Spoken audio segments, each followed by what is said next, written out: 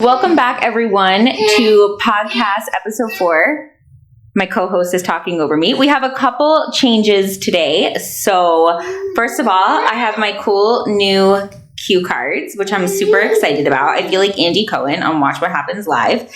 And also I have a new co-anchor of the podcast. Everyone say hello to Christian Sargent. Hi. Hi. Just kidding, guys. Ashley has the flu. She will be back next week. So, Christian, question number 1. How do you get your skin so baby soft? The ladies want to know. His buzzword will be a coup, and if he says it, he has to drink from his bottle.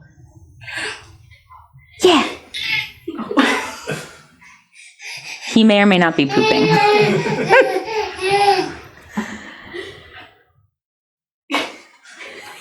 His other buzzword could be, yay!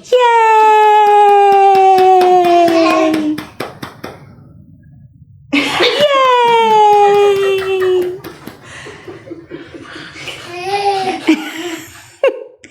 Christian, what's your favorite skincare product and why? We ask every guest that.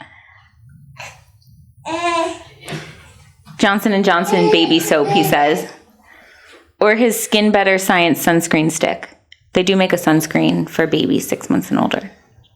And it's a stick.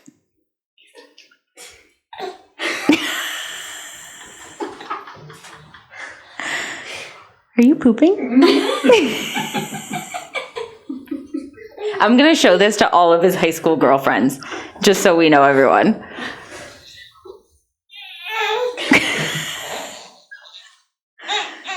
All right, guys, all jokes aside, we really are back. I am really back for episode 4. As promised, I am going to go over my morning skincare routine. We'll do a separate segment where you can see Ashley's, but this is mine. So this is what I do on just a standard day. Nothing crazy.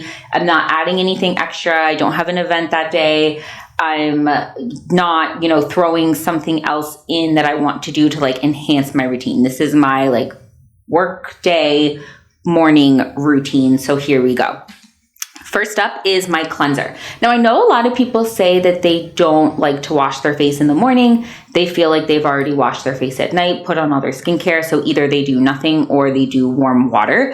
I don't do that because your skin regenerates over at night. I'm really good about washing my sheets, but I don't wash them every day. So my pillowcase, I feel like it's not clean in the morning unless I'm washing my face. Plus, we sweat. I just feel kind of grimy in the morning and I'm very, very oily. So I use the L'Oreal Daily Balancing Cleanser. As you can see, it's almost gone. I like this cleanser because it is pH balancing, but everybody can use it. So no matter your tone or type of skin, this one's for you, male or female. My husband uses it also, which is probably why it's almost gone. But this is good for post-procedure. This is just your standard, everyday, everybody can use it cleanser. It is soap-free, so it's gentle on the skin. There's not any harsh surfactants, just gentle ones. Next up, I tone. I use the Zeo Skin Health Calming Toner. This is another pH balancer. I really like this one because sometimes I use harsher retinols at night and I just feel like I need something a little bit more gentle in the morning so I'm not aggravating my skin too much. But this is one thing that I really wanted to feature and show how I put on my toner. So when I very first started out with my career, I managed for Shiseido.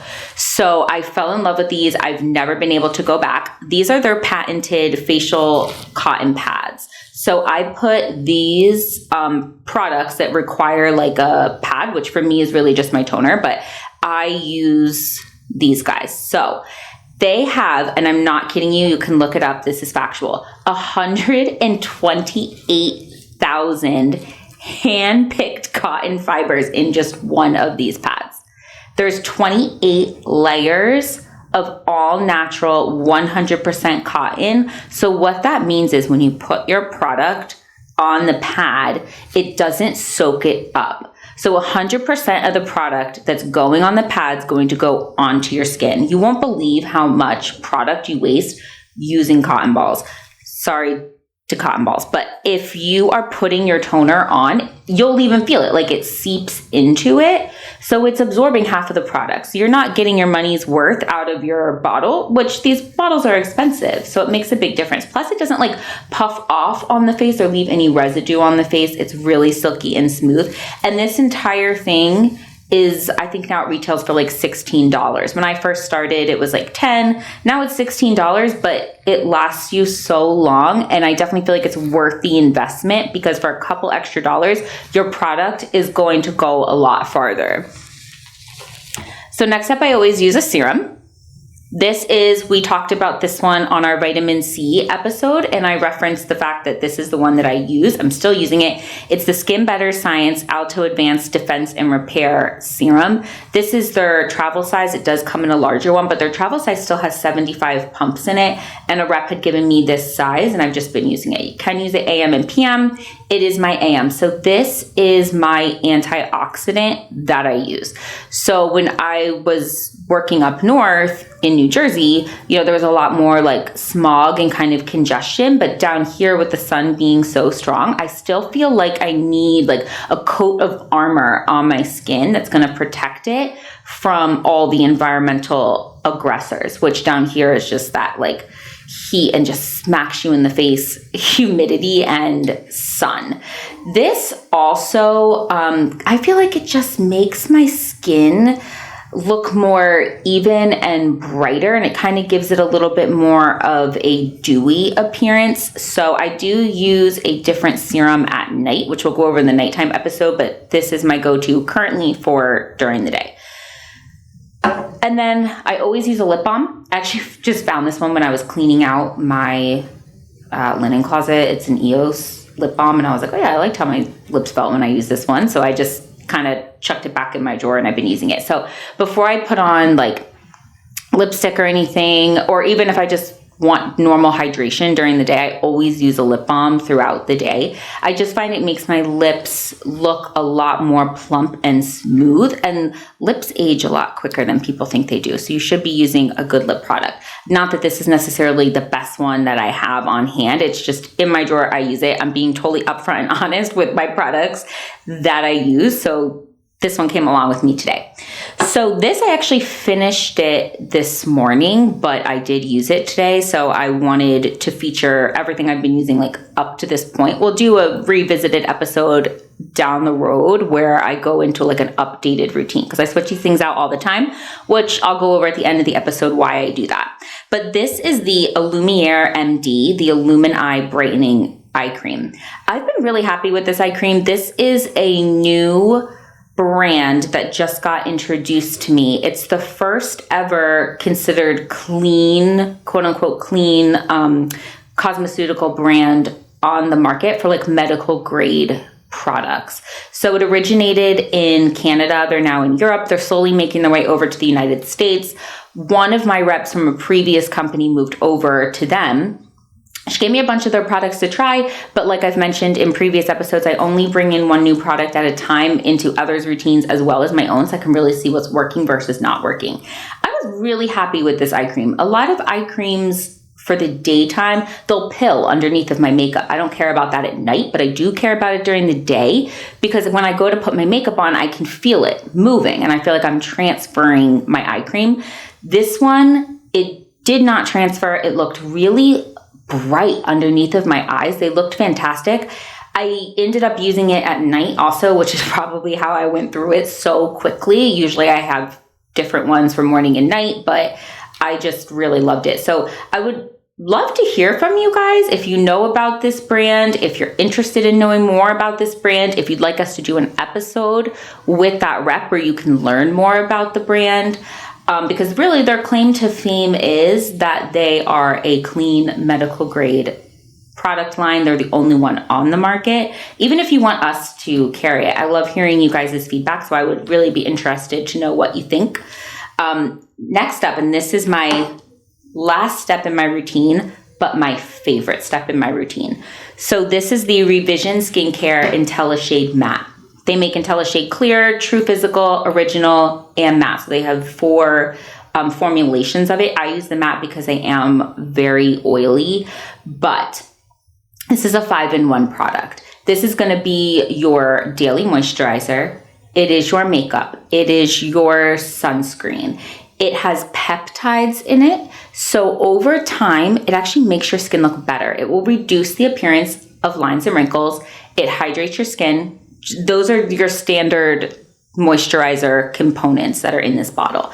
Then it brightens and evens out your skin. I use it as my makeup and then I set it with powder. So it hides imperfections, makes me like perfectly even toned, but then it also has the broad spectrum SPF 45 in it. Now, if you are using this as makeup like I do and you're going to set it with your powder, you're good to go. If this is something that you are using just as your sunscreen, you're throwing it in your beach bag or whatever, you do need to make sure, 15 to 30 minutes before you go outside, you are putting this on, same as you do with your normal skincare. And then you will want to be reapplying it throughout the day if you are going to be exposed to sun throughout the day. So this is my go-to. I do not own a foundation. I do not like wearing foundation on my skin.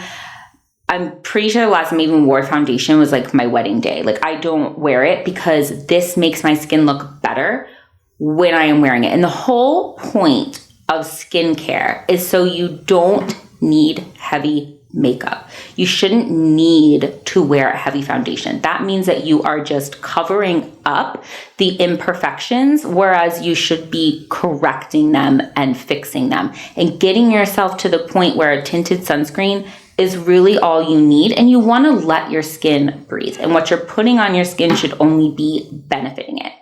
So I do think it is important to note that with my skincare routine, I do most of the buying for the products in our medical spa. So I do most of the testing, the market research. I meet with the reps. Of all the lines that we carry, and we carry quite a few, we do not supply a full line. So what I do is I go in and I cherry pick from each and every single line that we carry, and I fill in the gaps, or I pull from what is the best that they offer. Is one vitamin C better than the others? Okay, that's the one I'm going to buy. Is one eye cream better than the others? Okay, that's the one that we're going to have in the office. So I don't just use products that we carry, because then I'm not learning about other lines that we don't carry and perhaps seeing if maybe it is something that we should bring in to be able to provide for you guys. I also don't use just what's provided to me by reps, because yes, a lot of reps shop in, they give me free product, of course. And do I love that? Yes. Is it a huge job perk? Yes. But do I rely on that? No. I still will go into, Sephora, Ulta. I'm still shopping these shelves. And the reason I'm doing that is because I'm doing that market research. I am figuring out what ingredients mix well together. How much of an active product needs to be in a product to see results. I do all of that research so I can bring that information then to the masses. So as you see updated videos, or as you see, my routine kind of evolve over time, and I'll post things on social media, you will constantly be seeing different things. Be like, oh, wait, I know that line. I get that at such and such a store. That's why you see me using it. So that way I can provide that information to you all the time. So I would love to hear what products here that you use that you like. Also, if there is a certain line that you think you would like for me to try, we will have another episode coming up with our nighttime skincare routines. And you'll also get an episode with Ashley's daytime routine as well. And then, like I said, if, you saw something here that you want to see more of, let me know. I'm happy to answer any questions that you have as well. Okay, so even though Ashley's not here, they're still holding me accountable to read a Reddit and answer it for you. So I have it here. I haven't looked at it yet. Gonna read it, give you my honest answer. Here we go. Could this be any smaller? Okay, my friend's dermatologist boyfriend says most skincare products aren't effective / necessary. Okay, so she says, my friend's new dermatologist boyfriend has essentially said a majority of skincare products are a scam. He said that a simple unscented cleanser and moisturizer without dye are really the only products that you need to be purchasing at the store, and that any other product that would really be effective for the skin would be something that needs to be prescribed by a dermatologist like tretinoin. I didn't find this hard to believe and fully agree with avoiding all scents and dyes, but it's still baffling that the skincare industry is as massive as it is if most of the products aren't actually making a difference for people. What do you think? Okay, so what do I think? I think I think this dermatologist might need another day or two at his school, because I mean, he didn't mention anything about a sunscreen. He didn't mention anything about, the pH balance of the skin being shifted after you wash your face. Because like a typical store-bought, like unscented just soap is not going to have like pH balancing properties like some of the nicer cleansers are. Now, I do agree that in terms of like your cleanser or something like that, you probably don't need to invest as heavily in, but certain products really do make a difference and really do matter. Like serum, for example, which he says you don't need, has a much lower molecular weight than your moisturizers do, than your eye creams do. So that means it can get into your skin. Most of the brands fight and study to have these products, tested for their molecular weight. And that's kind of how they sell it. Also, with that being said, these more like drugstore brands are sold at a much lower price because their ingredients, again, aren't as studied. So there isn't going to be those clinical trials. There isn't going to be high active ingredients. And there also isn't going to be, a lot of research done on this particular product. So like, for example, quality vitamin C, like really good quality vitamin C, is $100 like an ounce for these labs to work with. He also isn't saying anything about the antioxidants. As we age, our skin starts to lose its barrier. So we have to kind of put that coat of armor back onto the skin and create either like a false lipid barrier with your, heavier moisturizers or something like that. Also, someone going through like chemo or radiation that has very, very compromised skin. I actually took a course once in treating skin that's going through cancer treatments. And, one of the things that was stressed so heavily is how the skin has no ability to really be, fighting the elements in a situation like this. So you have to create that armor for the skin. You have to create that lipid barrier. So I disagree that products aren't important. And I do agree, this wouldn't be such a massive industry if there wasn't a need for it, if it wasn't making a difference. There are going to be certain areas you can scrimp and save or simplify. Like I told you, I pack 3 products into one. I do that to simplify my routine. I'm a mom. I'm a business owner. I have to get out of the house. So I do try to simplify my routine as best as I can, but without compromising the products that go onto my skin, and they are there for a reason. I mean, look at someone who takes care of their skin and then someone who doesn't take care of their skin. Your skin is your largest organ. It is something that needs to be taken care of just the same as any other organ does. So that is my take on that. And I hope that whoever was writing that, and I hope that all of you love your skin.